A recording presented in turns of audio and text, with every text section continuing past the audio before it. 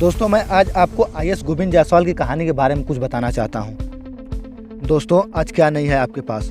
अच्छे कपड़े, अच्छा खाना, अच्छा घर, पर कभी आपने सोचा है कि आपके उल्टा एक और दुनिया है उन बच्चों की जिनके पास ना तो अच्छा घर है, ना ही अच्छा खाना, ना ही कपड़े, ना ही किताबें, पर भी वही बच्चे आईएएस, डॉक्टर, इंजीनियर आदि के सपने से आते हैं और हर मुश्किल से लड़कर उन्हें पूरा करते हैं। ऐसे ही एक शख्स की दास्तान मैं आज आपको बताता हूँ। बनारस के गलियों में खेलते हुए अपने एक दोस्त के साथ उसके घर चले जाने पर उसके पिता ने उस लड़के को घर से बाहर निकालते हुए कहा था, तुम्हारी हिम्मत कैसे हुई हमारे घर में आने की? सिर्फ इसलिए क्योंकि वो लड़का एक रिक्शे वाले का लड़का था और वो सज्जन एक संपन्न परिवार से थे। वो बात उस लड़के को उस वक्त समझ में नहीं आई क्योंकि उसकी उम्र मात्र 11-12 वर्ष थी। एक दिन एक सज्जन से उस लड़के ने ये बात पूछी डाली। उन्होंने कहा कि बेटा, तुम्हारा जो काम या बैकग्राउंड, उसके कारण उन्होंने ऐसा कहा। सज्जन ने भी उसे नादान समझकर जवाब दिया था, पर लड़के ने तुरंत दूसरा सवाल किया, बैकग्राउंड कैसे बदलते हैं? सज्जन ने कहा, बैकग्राउंड या तो आपके पिता की आर्थिक स्थिति में परिवर्तन बदल सकते हैं या फिर तुम्हें कोई उच्च पद हासिल कर लो तो। बच्चे ने पूछा, इस देश की सर्वोच्चम सर्विस कौन सी है? बच्चे के सवाल में दर्द और हौसला साफ झलक रहा था। तभी उस सज्जन ने कहा, बेटा, अगर तुम आईएएस बन जाओ तो उससे बड़ी सर्विस नहीं है। और दोस्तों, यही से शुरू हुआ उस लड़के के संघर्ष का सफ़र। जिस उम्र में हम लोग डॉक्टर, इंजीनियर बनने के सपने मजाक में देखते हैं, उस उम्र में उस लड़के ने आईएएस बनने का संकल्प ले डाला और यही अपमान उसकी ज़िंदगी का टर्निंग पॉइंट बना।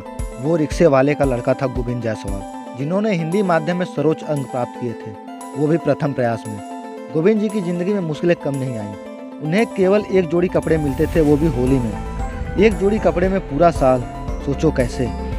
एक कमरे में 5 लोगों का परिवार रहता था। वही खाना बनाना, वही सोना, हम सब कल्पना भी नहीं कर सकते, पर यही बातें तो हमेशा गोविंद जी को उनके लक्ष्य की याद दिलाती थी कि उन्हें बहुत आगे जाना है।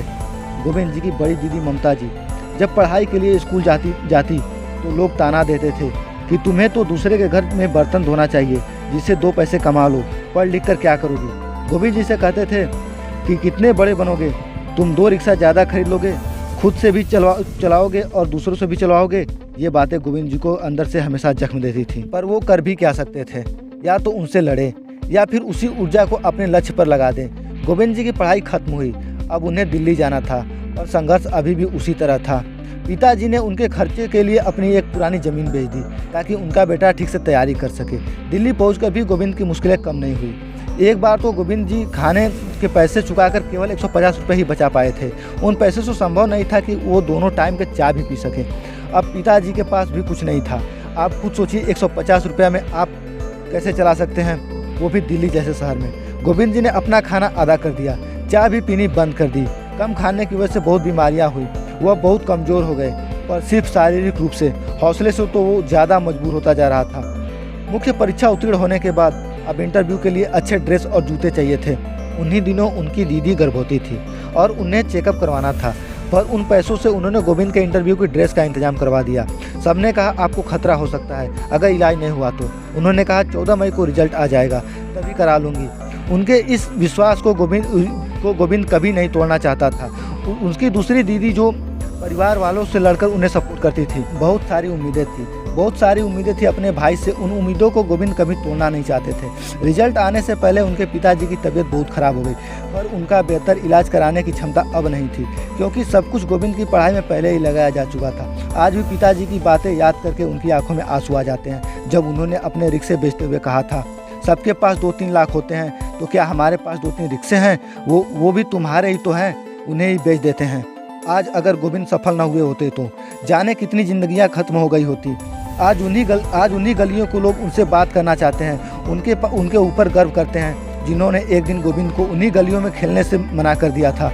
गोविंद अपनी सफलता के बारे में बस इतना कहते हैं कि आप अगर वास्तविक परिश्रम करो तो कोई भी चीज़ असंभव नहीं रह गई है। उनका कहना है, अभाव के प्रभाव से इंसान बहुत कुछ बन सकता है। तो दोस्तों, ये मेरी कहानी आपको कैसी लगी? अगर पसंद आए तो लाइक करना और मेरे चैनल को अगर सब्सक्राइब नहीं किया तो सब्सक्राइब जरूर करना।